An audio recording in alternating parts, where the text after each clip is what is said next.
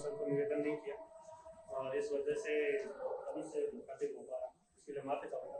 अब की बार आऊँगा तो काफ़ी लोगों से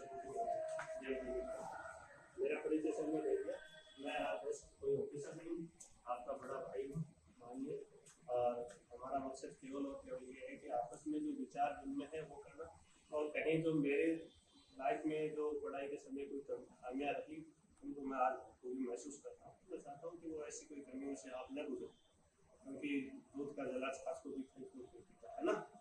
बस यही है, कोई ज़्यादा मैं आपसे रुकूँ नहीं। पहला तो मैं ये कह रहा हूँ, आप जब सब 12वीं पास करके यहाँ आए, मैंने देखा कि आप हैं ज़्यादा स्नातक स्तर पर ही चल रहे हैं, तो फैसले में कुछ तो मैं पहले तो आपको ये बता रहा हूँ, आपका एक निश्चित गोल होना चाहिए, एक निश्चित टारगेट होना चाहिए। ध्यान रखो, इधर उधर भटकाव नहीं होना चाहिए। हाँ, आप एक रास्ते से गुजर रहे हो, उससे कोई रास्ता उसी से निकल रहा है तो आप उसको ले लें, ये नहीं है।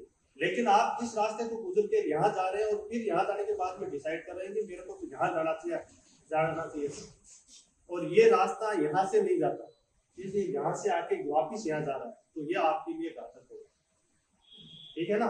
इसलिए आप कोई भी डिसीजन ले रहे हैं सोच समझ के तय करके लें कि मेरे को किस दिशा में जाना, और जिस दिशा में निकल गए उससे वापस पीठ नहीं मिलेगी। समस्याएं सबको आती हैं, स्ट्रगल ये जीवन है, इसमें कोई बड़ी बात नहीं। तो आप पहली बात मेरी आपसे ये कहना चाह रहा हूँ आपको, आप 12वीं पास करने के बाद में अभी बीए और एमए ये 5 साल का टाइम केवल तैयारी के लिए होता है, कोई हेल्प थोड़ी होता है, हेल्प कोई नहीं होता ना इस समय। हाँ, एक पेपर है वो रह गया तो अगले साल दे देंगे। ये 5 साल का समय इसीलिए दिया जाता है कि इसमें अपन आपने तैयारी करें, क्योंकि 10th और 12th के बाद में हमारा क्षेत्र तय हो जाता है कि हम बायो की तरफ जा रहे हैं, मैथ की तरफ जा रहे हैं, कॉमर्स की तरफ जा रहे हैं, आर्ट्स की तरफ जा रहे हैं। वो केवल वहां देख नहीं करता, फिर वो आपको डिवाइड कर देता, हमें डिवाइड कर देता कि हमें किस दिशा में जाना। वहां उस चौराहे पे जाके आप तय करना कि मेरे को किस दिशा में जाना है। इधर उधर भागने से कोई मतलब नहीं, उससे सफलता नहीं मिलेगी। सफलता तभी मिलेगी जब आप एक फिक्स टारगेट करके चलोगे। दूसरी, जब आपने सोच लिया है कि मुझे ये करना है तो उसमें आप निरंतरता बनाए, ये मेरा आपसे कहना है। आप हमेशा, भले ही आपको 1 घंटा मिलता हो, क्योंकि आप हमेशा वो 1 घंटा निकालें। ये जरूरी नहीं कि हमेशा हमें 8 घंटे ही मिलते हो सकता है कोई दिन हम बिजी हो कि 2-3 घंटे भी मिले, आधे घंटा भी मिले, लेकिन निकालें। ये नहीं कि आज 8 घंटे पढ़ाई होगी तो हम सोच लिए यार हमारा 4 घंटे फिक्स है, 2 दिन का हो गया, 2 दिन रेस्ट करने के, ये कभी भी एक्सेप्टेबल नहीं। आप समय निकालें, भले आप आधे घंटा ही निकालें, लेकिन निकालें, आपकी निरंतरता होनी जरूरी है। इस बात का आप ख्याल रखें। आप यहाँ से घर भी जा रहे हो ना तो भी आप आधी 1 घंटा पहले आया था, मैं माफी चाहूंगा, सर को नहीं कहा, गलती मेरी है, सर की नहीं है। मैंने इनको कल भी कह दिया होता ना तो और लोगों से भी मुखातिब होता। मैं केवल ये कहा कि सर ने कहा कि मेरे सर में 5 किताब है वो अभी हॉस्टल के, अब कई साथी मिल गए तो अब उनको सर पे भेंट करनी पड़ती है, मैं और भिजवा दूंगा किताबों की, पढ़ने के लिए आपको कोई दिक्कत नहीं आएगी। लेकिन इसमें क्या मेरी रुचि, मैं अभी ऐसे तो सिर्फ सोच गया, तो ये काम रुचि से ही हो सकता है, हर काम रुचि से ही होता है। मैं 2 बजे भी लैपटॉप पे बैठ जाता हूँ तो 10 बजे जो मैडम कहती थी खाना खा लो तब भी उठ जाता। वास्तव में आप मैं एपिसोड नहीं कर रहा हूँ, मैं जो बात कर रहा हूँ फैक्ट कर रहा हूँ आपको, ये नहीं कोई आदर्शवादी काम नहीं कर रहा। तो ये क्यों हुआ? क्योंकि इसमें मेरी रुचि। तो मैं आपको यही कहना चाह रहा हूँ, आपको जिस क्षेत्र में रुचि है ना आप उस क्षेत्र में बढ़ जाइए, और समस्याएं तो आती रहती है। अब मैं अकाउंटेंट में सेलेक्ट हुआ, जिस दिन मैं इंटरव्यू देने जा रहा था सब इंस्पेक्टर था, और मेरे एक साथी थे अब दिनेश जी जो पहले यहाँ यूनिवर्सिटी में थे, अभी कल परसों मालहोत्रा में सिवाना ऐसे चले गए। तो हम पढ़ते थे जब यहाँ तैयारी करते थे ना, तो जैसे बिंदाराम जी दर्शन शास्त्र से थे, जयदेव शर्मा है जो अकाउंटिंग ऑफिसर है जी, वो पब्लिक एडमिनिस्ट्रेशन से थे, मैं पॉलिटिकल साइंस और इतिहास से था, एक वीरेंद्र भाटी जी है वो डॉक्टरेट अभी कर रहे हैं, वो ज्योग्राफी से। तो हम क्या करते थे जब हमें जरूरत पड़ती, जैसे मैं कॉलेज लेक्चरर का इंटरव्यू के लिए या कॉलेज लेक्चर की एग्जाम देता तो पॉलिटिकल साइंस का कुछ पार्ट पब्लिक एडमिनिस्ट्रेशन का, तो मैं उसके लिए मेरे साथी जयदेव शर्मा के पास आता या वो मेरे पास आता थे, मैं उनसे पढ़ता। तो पढ़ने में कभी शर्म रखने की जरूरत नहीं है यार, ये मेरे साथ इससे क्या पूछूं, ऐसा नहीं होना चाहिए। और हमने हमारे कई साथियों को टीचर बना दिया, कई साथी। हमारे एक ग्रुप था, पब्लिक एडमिन से पढ़ना था, उनके पास चले जाते, जयदेव के बाद दर्शन के लिए विजयराम के पास, पॉलिटिकल और ये मेरे पास आता थे, हमारे साथी कांस्टेबल, और खूब टीचर बन के चले गए और हम चले जाते। तो आप ये बात दिमाग में कभी मत रखना कि यार ये मेरे साथ यही मेरे जैसा ही ऐसे कर, ये गलत है, ये गलत है। जो जिस चीज में एक्सपर्ट है उस एक्सपर्ट का लाभ उठाइए।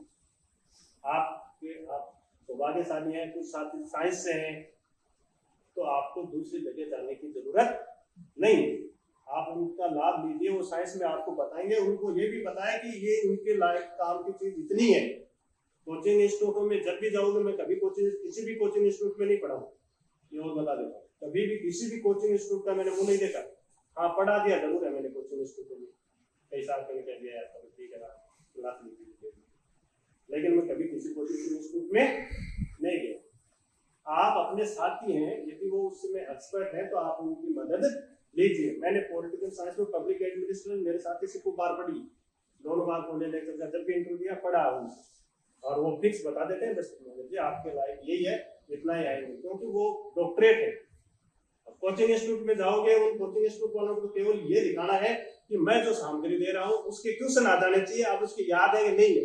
कल मेरे को ये नहीं कहेंगे साहब ये कहा, तो वो एकदम हमारे जैसे भी साथी हैं उनसे लिए हुए रखते हैं साथ में, तो वो इकट्ठी करके आपको दे देंगे। आप जब एग्जाम जिस दिन आएगी उस दिन कह देंगे हमारे नोट्सों में से होता है कि नहीं होता है।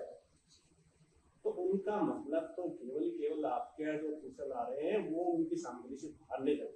वो आप जो टारगेट का चुनाव करते हो, आपका सुप्रीम टारगेट होना चाहिए। मेरी जिंदगी की सबसे बड़ी गलती है कि मेरे टारगेट छोटा है। आज मैं आपके सामने इस बात को क्लियर कर रहा हूँ, क्योंकि मैं किसी ग्रामीण प्रदेश से था, ग्रामीण में मेरे गांव में मुझे एक RS ऑफिसर ही था, बड़ा से बड़ा, तो मैंने वही टारगेट बना लिया कि यार पहले SDM में करूँ, और मैं आपके सामने आज बैठा कर रहा हूँ। ये मेरी जिंदगी की सबसे बड़ी भूल।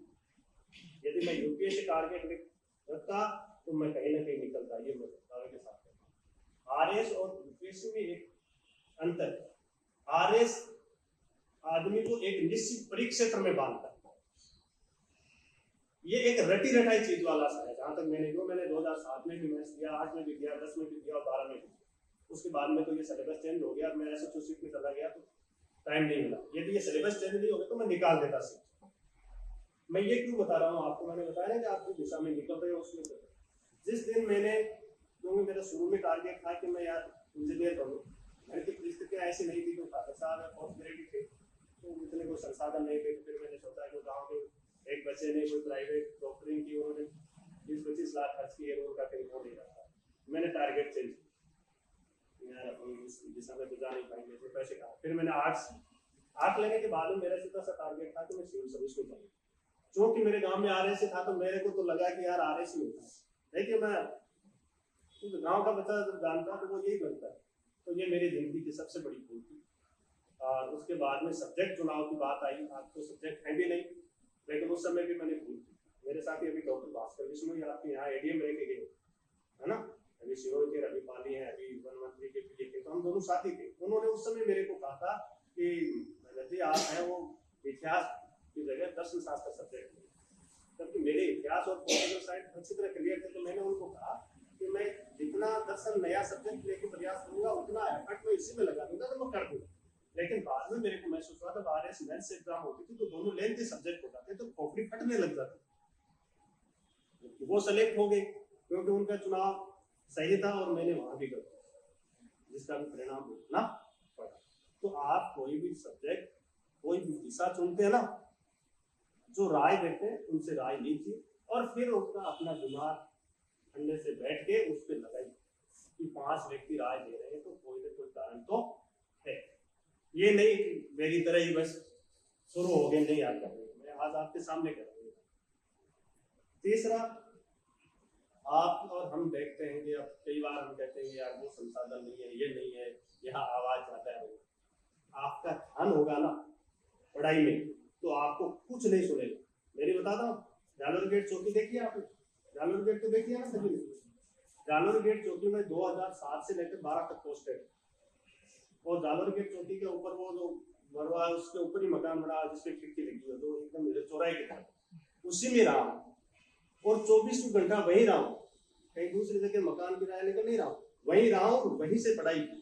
अब वहाँ कितना शोर है कितना कुछ है, लेकिन मुझे तो कभी नहीं महसूस हुआ, कभी नहीं सुना। केवल आपके ध्यान की बात, आपका ध्यान यदि किताब पे है ना तो आपको बात कुछ नहीं सुने, और उस पर ध्यान नहीं है ना तो आल्टिंग गिरेगी वो भी सुने। मैं आज भी मेरी कर्म स्थली है वो जालोर गेट चौकी है, उसका रूम है ऊपर, और वहाँ केवल देख लीजिए आप 2 बजे से लेके 3 बजे तक या 1 से 3 बजे तक वाहनों का थोड़ा सा मूवमेंट कम होता है, इसके अलावा वाहन वैसे चलते हैं। तो आप ये कभी मत सोचो कि मेरे वो संसाधन नहीं है, मेरे वो आवाज यहाँ आ रही है, आपका ध्यान होगा एकलव्य की तरह। तो गुरु के बगैर भी वो अर्जुन को मार देने की मादा रखता था, है ना।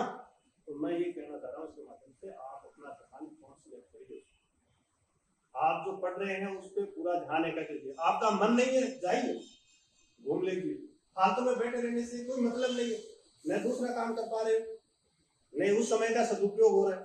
आपको लगता है कि यार मेरा अभी इच्छा नहीं कर रही, तो हो सकता है आपको में आपका जो काम है वो कर लीजिए ना, उस समय का तो सदुपयोग होगा ना। अब यदि आपका मन नहीं है, आप बैठे रह रहे हो, नहीं मेरे को 4 घंटा बस करना है तो बस करना है, तो वो 4 घंटे हो गए, इसके अलावा जो काम आपको करना है वो भी घंटे तो जाएंगे।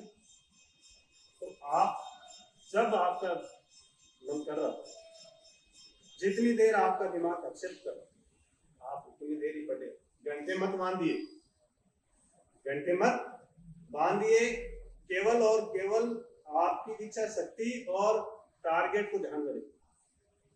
आज आपकी इच्छा है कि मैं 1 घंटे पढ़ूं तो आप 1 घंटे पढ़ लीजिए, आप 3 घंटे आप सोच रहे हो मेरे को तो हमेशा 4 घंटे पढ़ना है, नो, उन 3 घंटे का कहीं और सदुपयोग कीजिए। कल के जो काम है या परसों के जो काम अनिवार्य करने हैं वो आज 3 घंटों में कर लीजिए। लेकिन आप जब बैठ जाते हो ना तो वो उस समय ध्यान नहीं होना चाहिए। ये नहीं है कि हमारा ध्यान नहीं है तो टाइम है, चलिए टारगेट बड़ा रखोगे। आदमी खजूर से गिरता है, नीचे छोटे पेड़ है, वो कहीं ना कहीं तो अटकता है। यदि खेतरी पे करे तो वो वहां से गिरेगा तो सीधा जमीन पे आएगा। यदि कोई आदमी जंगल में खजूर लगा है, उसका टारगेट खजूर का था, वो एकदम चढ़ गया है, वापस पूरे मतलब खजूर पे नहीं चढ़ पाया, टहनी पे थोड़ा बहुत वहां से गिर गया, तो यार नीचे कोई पेड़ पौधा वहां कहीं तो अटकेगा, नहीं अटकेगा, अटकेगा पक्का अटकेगा, कहीं ना कहीं मारेगा हाथ तो किसी पेड़ का कुछ हाथ आएगा। लेकिन एक खेजड़ी पर बैठा मेरा तो यही टारगेट है, यही टारगेट, वहां से गिरेगा सीधा जमीन पर। मैं ये कहना चाहता हूँ टारगेट नीचा मत रखिए। मेरा ऐसा ही का कोई टारगेट नहीं था, मैं सेलेक्ट होना चाहता, ऐसा ही मैं 2007 वाली भर्ती में भी हो रहा था, क्योंकि मैंने उस समय इसलिए डिले किया, मुझे RS के आगे पढ़ाई नहीं हुई। मेरा सर्विस के कोई टारगेट नहीं था, टारगेट केवल RS बनाना, और फिर उसमें नहीं हुआ, इसकी ब्रेकिंग हो गई तो कहीं ऊपर से पढ़े तो इसमें अटक गए ना। अब यहाँ ही बैठा रहता कि ये यहाँ पढ़ा तो फिर तो वही रहता था। तो आप टारगेट कभी भी नीचा नहीं रखे, दिशा एक ही रखे। मैंने आपको मेरा शुरू से मैंने जब पॉलिटिकल साइंस लिया था मैंने क्लियर कर लिया था, करूंगा तो सब्जेक्ट से ही करूंगा, और मैं उसी सब्जेक्ट से करके गया, BA किया, MA किया, उसमें नेट सेलेक्ट की, PhD की 2011 और 2018 में उस कॉलेज लेक्चरर का इंटरव्यू उसी से, और MPT जो एग्जाम हुई थी पहले जो PhD के लिए उसका टॉपर था मैं, तो उस सब्जेक्ट से ये तो